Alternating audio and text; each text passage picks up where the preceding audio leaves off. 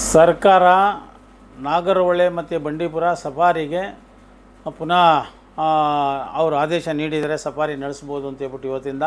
ಹಿಂದೆ ಪ್ರಾಣಿಗಳೆಲ್ಲ ನಾಡಿಗೆ ನುಗ್ತವೆ ಅಂತ ಹೇಳ್ಬಿಟ್ಟು, ತೋಟಗಳಿಗೆಲ್ಲ ನುಗ್ತವೆ ಅಂತ ಹೇಳ್ಬಿಟ್ಟು, ಜನರ ಸಾಯ್ತಾರೆ ಅಂತ ಹೇಳ್ಬಿಟ್ಟು ಸರ್ಕಾರ ನವಂಬರ್ 6ನೇ ತಾರೀಕು ಬ್ಯಾನ್ ಮಾಡಿತ್ತು.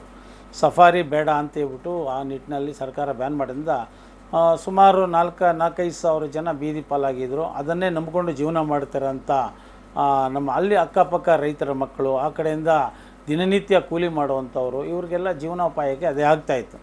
ಅದು ಸರ್ಕಾರ ಮಾಹಿತಿಗೆ ನಾವೆಲ್ಲ ಸ್ಟೇಕ್ ಹೋಲ್ಡರ್ಸ್ ಎಲ್ಲ ನಾವು ಪ್ರವಾಸೋದ್ಯಮ ಕುಂಠಿತ ಆಗುತ್ತೆ. ಮೈಸೂರು ಹೋಟ್ಲ್ ಮಾಲೀಕರ ಸಂಘ, ಚಾಮರಾಜನಗರ ಹೋಟ್ಲ್ ಮಾಲೀಕರ ಸಂಘ ಮತ್ತು ಟ್ರಾವೆಲ್ಸ್ ಅಸೋಸಿಯೇಷನು ಮತ್ತು ವಿವಿಧ ವ್ಯಾಪಾರಿ ಸಮೂಹದ ಉದ್ಯಮಿಗಳೆಲ್ಲ ಸೇರಿಕೊಂಡು ಇದು ಪ್ರವಾಸೋದ್ಯಮಕ್ಕೆ ಹಿನ್ನಡೆ ಆಗುತ್ತೆ. ಇದನ್ನು ಮತ್ತು ಪುನಃ ಈ ಲಿಫ್ಟ್ ಏನು ರದ್ದುಪಡಿಸಿ ಅದನ್ನು ಲಿಫ್ಟ್ ಬ್ಯಾನ್ ಮಾಡಿರೋದನ್ನು ಕ್ಯಾನ್ಸಲ್ ಮಾಡಿ ಅಂತ ಹೇಳ್ಬಿಟ್ಟು ನಾವು ಸರ್ಕಾರಕ್ಕೆ, ಜಿಲ್ಲಾಧಿಕಾರಿಗಳಿಗೆ ಮತ್ತು ಮೂಲಕ ನಮ್ಮ ಮಾನ್ಯ ಮುಖ್ಯಮಂತ್ರಿಗಳು ಕೂಡ ನಮ್ಮ ಅರಣ್ಯ ಸಚಿವರು ಎಲ್ರಿಗೂ ಮನವಿ ಮಾಡಿದ್ವಿ. ಅದರಂತೆ ಸಾಕಷ್ಟು ಚರ್ಚೆಗಳಾಗಿ ವಿಧಾನಸಭೆಯಲ್ಲೂ ಕೂಡ ಸೆಷನಲ್ಲಿ ಕೂಡ ಚರ್ಚೆ ಆಗಿ ಈಗ ಒಂದು ಹಂತದಲ್ಲಿ ನಿನ್ನೆ ಮತ್ತು ಪುನಃ ಸಭೆ ಸೇರಿ, ಉನ್ನತ ಮಟ್ಟದ ಸಭೆ ಸೇರಿ ಇವತ್ತಿನಿಂದ ಅನುಮತಿ ಶೇಕಡ 50ರಷ್ಟು ಅನುಮತಿ ನೀಡಿದ್ದಾರೆ. ಪ್ರವಾಸಿಗರಿಗೆ ಅನುಕೂಲ ಆಗುತ್ತೆ ಮತ್ತು ಆ ಭಾಗದಲ್ಲಿ 4-5 ಸಾವಿರ ಜನ ಏನಿದ್ರು ನೌಕರರ ವರ್ಗ ಅವರು ಕೂಡ ಅನುಕೂಲ ಆಗುತ್ತೆ ಅಂತ ಹೇಳ್ಬಿಟ್ಟು ನಾವಂತೂ ಭಾವಿಸಿದ್ವಿ. ಇದಕ್ಕೆ ಸರ್ಕಾರಕ್ಕೆ ಧನ್ಯವಾದಗಳನ್ನು ಮತ್ತು ನಾವು ಸ್ವಾಗತ ಮಾಡ್ತೀವಿ. ಒಂದು ಆದೇಶವನ್ನು ಸ್ವಾಗತ ಮಾಡ್ತೀವಿ. ಯಾಕೆ ಅಂತಂದರೆ ಮೈಸೂರಿಗೆ ಬರುವಂಥವರು ಪ್ರವಾಸೋದ್ಯಮ ಕ್ಷೇತ್ರಗಳನ್ನೆಲ್ಲ ನೋಡಿ ಆ ನಂತರ ಸಫಾರಿ ಭಾಳ ಇಷ್ಟಪಡ್ತಾಯಿದ್ರು. ಶೇಕಡ 90ರಷ್ಟು ಜನ ನಾಗರಹೊಳೆ ಮತ್ತು ಬಂಡೀಪುರ ಸಫಾರಿಗೆ ಭೇಟಿ ನೀಡಿ ಆ ನಂತರ ಮುಂದಿನ ಅವರು ಪ್ರಯಾಣ ಮಾಡ್ತಾಯಿದ್ರು. ಅದು ರದ್ದುಪಡಿಸಿರೋದು ಭಾಳ ತೀವ್ರ ಹಿನ್ನಡೆ ಆಗಿತ್ತು. ಅದರಿಂದ ನಾವು ಸತತ ನಿರಂತರವಾಗಿ ನಾವು ಮನವಿಗಳು ಮಾಡ್ತಾ ಹೋರಾಟ ಮಾಡಿಕೊಂಡೇ ಬಂದಿದ್ವಿ. ಅದರಂತೆ ಸರ್ಕಾರ ಏನು ಮಾಡಿ ಅದನ್ನು ರದ್ದುಪಡಿಸಿದೆ ಬ್ಯಾನ್ನ. ಈ ನಿಟ್ಟಿನಲ್ಲಿ ಎಲ್ರಿಗೂ ಅನುಕೂಲ ಆಗುತ್ತೆ. ಪುನಃ ಪರಿಶೀಲನೆ ಮಾಡಿ ಪೂರ್ಣ ಮಟ್ಟದಲ್ಲಿ ಓಪನ್ ಮಾಡೋದಕ್ಕೆ ಅವಕಾಶ ಕೊಡಲಿ ಅಂತ ಹೇಳ್ಬಿಟ್ಟು ನಾವು ಒತ್ತಾಯಿದ್ದೀವಿ. ಯಾವುದೇ ಕಾರಣಕ್ಕೂ ಯಾವುದೇ ಒತ್ತಡ ಬಂದರೂ ಕೂಡ ಪ್ರವಾಸೋದ್ಯಮಕ್ಕೆ ತೊಂದರೆ ಆಗುವಂಥ ಕೆಲಸ ಮತ್ತು ಪುನಃ ರದ್ದುಪಡಿಸೋದಾಗಲಿ ಇದೆಲ್ಲ ಮಾಡಬಾರ್ದು ಸರ್ಕಾರ. ಆಮೇಲೆ ಏನೇ ತೊಂದರೆ ಇದ್ದರೂ ಕೂಡ SOPನ ಬಿಡುಗಡೆ ಮಾಡಲಿ. ಆ ಬಿಡುಗಡೆ ಮಾಡಿ ಏನು ಅವರು ಸರ್ಕಾರಿ ಆದೇಶದ ಪ್ರಕಾರ ನಡೀಲಿಲ್ಲ ಅಂದರೆ ಅದನ್ನು ಬೇಕಾದರೆ ಆ ಒಂದು ಯಾರು ಉಲ್ಲಂಘನೆ ಮಾಡಿದ ಅಂಥವ್ರು ರದ್ದುಪಡಿಸಿದ್ರೆ ಕೂಡ ಸೂಕ್ತ ಆಗುತ್ತೆ. ಅದರಂತೆ ಈಗ ಏನು ಮಾಡಿದರೆ ಅದು ಭಾಳ ಉತ್ತಮವಾಗಿದೆ ಅಂತ ಹೇಳ್ಬಿಟ್ಟು ಹೇಳ್ತಾ ಪ್ರವಾಸೋದ್ಯಮಕ್ಕೆ ಇನ್ನೂ ಒಂದು ಹೆಚ್ಚಿನ ಆದ್ಯತೆ ನೀಡಿದಂತಾಗುತ್ತೆ ಅಂತ ಯಾವ ಹಂತದಲ್ಲೂ ಕೂಡ ಈ ಪ್ರವಾಸಪಟ್ಟಂತೆ ಏನಾದರೂ ಏಕ ತೀರ್ಮಾನ ತಗೋಬಾರ್ದು. ಸ್ಟೇಕ್ ಹೋಲ್ಡರ್ಸ್ದೆಲ್ಲ ಸಭೆ ಕರೆದು ಅಂತಿಮ ನಿರ್ಧಾರ ತಗೋಬೇಕು ಅಂತ ನಾವು ರಾಜ್ಯ ಸರ್ಕಾರದ ಸಂಬಂಧಪಟ್ಟ ಸಚಿವರಾಗಲಿ ಅಧಿಕಾರಿಗಳಿಗಾಗಲಿ ನಾವು ಒತ್ತಾಯ ಮಾಡಲಿಕ್ಕೆ ನಾನು ಬಯಸ್ತೀವಿ.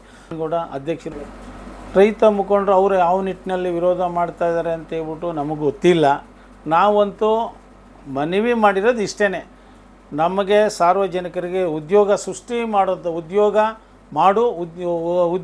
ಉದ್ಯಮಿ ನಡೆಸು, ಉದ್ಯೋಗ ನೀಡು ಅನ್ನೋ ಆ ನಿಟ್ಟಿನಲ್ಲಿ ನಾವು ಪ್ರವಾಸೋದ್ಯಮ ಕ್ಷೇತ್ರಕ್ಕೂ ಅನುಕೂಲ ಆಗಬೇಕು ಮತ್ತು ಏನು ನಿರುದ್ಯೋಗಿಗಳಿಗೂ ಕೂಡ ಅನುಕೂಲ ಆಗುವ ನಿಟ್ಟಿನಲ್ಲಿ ನಾವು ಕೆಲಸ ಮಾಡ್ತಿದ್ವಿ. ಏನು ವ್ಯಾಪಾರ ಅನ್ನೋದನ್ನು ಒಂದು ಇದು ಅಷ್ಟೇ. ಅದರಿಂದ ವ್ಯಾಪಾರ ಮಾಡಿಕೊಂಡು ಅಲ್ಲಿಲ್ಲ ಅಂದರೆ ಎಲ್ಲೋ ಒಂದು ಕಡೆ ವ್ಯಾಪಾರ ಮಾಡ್ಬೋದು.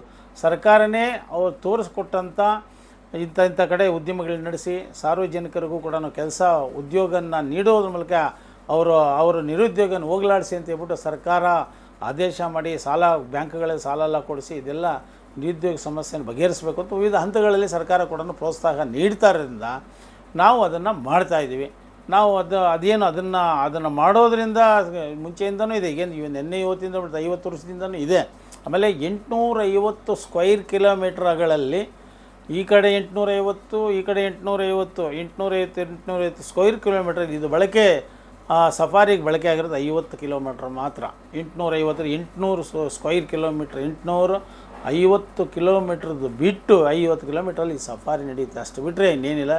ಅದು ತೊಂದರೆ ಆಗುವಂಥದ್ದು ಆ ಮಟ್ಟಕ್ಕೇನಿಲ್ಲ. ಅದೇ ಸರ್ಕಾರದ ಮಾರ್ಗಸೂಚಿಗಳ ಪ್ರಕಾರ ಸರ್ಕಾರ ಕೂಡ ಅರಣ್ಯಾಧಿಕಾರಿಗಳಾಗಿರ್ಬೋದು, ಸಿಬ್ಬಂದಿ ಆಗಿರ್ಬೋದು, ಅದರಂತೆ ಅವರು ಏನು ಸಮಯ ನಿಗದಿ ಮಾಡಿ ಅದರಂತೆ ಮಾಡ್ಕೊಂಡು ಯಾವ ಸಮಸ್ಯೆನೂ ಇರೋದಿಲ್ಲ ಅಂತ ನಾವು ಮತ್ತು ಈ ರಾತ್ರಿ ವೇಳೆ ಗಲಾಟೆಗಳಿಗೆ ಮತ್ತು ಇದು ಶಬ್ದ ಮಾಲಿನ್ಯ ಇವೆಲ್ಲ ಏನಾಗಿದ್ದರೆ ಅದನ್ನು ರದ್ದುಪಡಿಸಬೇಕು ಅಂತ ಹೇಳ್ಬಿಟ್ಟು ಕೂಡ ನಾವು ಸರ್ಕಾರದ ನೀತಿ ನಿಯಮಗಳನ್ನ ಚಾಚು ಚಪ್ಪದೆ ಪಾಲಿಸಿ ಅಂತ ನಾವು ಕೂಡ ರೆಸಾರ್ಟ್ ಮಾಲೀಕರಿಗೆ ಹೇಳುವಂಥವ್ರು ಇದ್ದೀವಿ.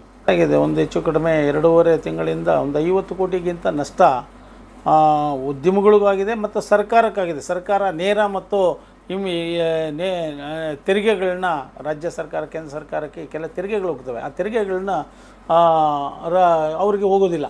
ಆವಾಗ ಡೈರೆಕ್ಟ್ ಆ್ಯಂಡ್ ಇಂಡೈರೆಕ್ಟ್ ಟ್ಯಾಕ್ಸಸ್ಸು ಅವ್ರಿಗೆ ಲಾಸ್ ಆಗುತ್ತೆ. ಅಂಥ ಲಾಸ್ ಜೊತೆಗೆ ಕಾರ್ಮಿಕರಿಗೆ ನಿರುದ್ಯೋಗ ಎದುರಿಸೋಂಥ ಪರಿಸ್ಥಿತಿ ಬಂದು ಅವ್ರಿಗೂ ಕೂಡ ಅವರೊಂದು ಜೀವನ ಮಾಡೋದಕ್ಕೆ ಅವ್ರಿಗೂ ಕೂಡ ಭಾಳಷ್ಟು ಕಷ್ಟಗಳಾಗಿರೋದ್ರಿಂದ ಆ ಒಂದು ಸಮಸ್ಯೆ ಉದ್ಭವ ಆಗಬಾರ್ದು. ಒಂದು ಸಲ ಉದ್ಯೋಗ ನೀಡಿದ ಮೇಲೆ ಅವ್ರ ಸಂಸಾರ ಅವ್ರ ಮೇಲೆ ಅವಲಂಬಿತವಾಗಿರುತ್ತೆ. ಆ ನಿಟ್ಟಿನಲ್ಲಿ ಯೋಚನೆ ಮಾಡಿ ಏಕಾಏಕಿ ತೀರ್ಮಾನ ತಗೋಬಾರ್ದು. ಅನುಕೂಲ ಅವ್ರ ಸಂಸಾರಗಳನ್ನ ಅವ್ರು ಕೆಲಸ ಮಾಡೋಂಥವ್ರ ಸಂಸಾರನ ಸಾಕಬೇಕಾಗತ್ತೆ. ಆ ನಿಟ್ಟಿನಲ್ಲಿ ಅವರು ಫ್ಯಾಮಿಲಿಗಳಿಗೂ ಅನುಕೂಲ ಆಗೋ ರೀತಿಯಲ್ಲಿ ಸರ್ಕಾರ ನಡ್ಕೋಬೇಕು ಅಂತ ಈ ಸಂದರ್ಭದಲ್ಲಿ ನಾನು ಹೇಳಲಿಕ್ಕೆ ಬಯಸ್ತೀನಿ. ಸರ್ಕಾರದ ಮಾನದಂಡಗಳ ಪ್ರಕಾರ ಅದು SOP ಪ್ರಕಾರ ನಾವು ಅದನ್ನು ರೆಸಾರ್ಟ್ಗಳನ್ನ ನಡೆಸ್ತೀವಿ ಮತ್ತು ಉದ್ಯೋಗ ಕೂಡ ನೀಡ್ತೀವಿ.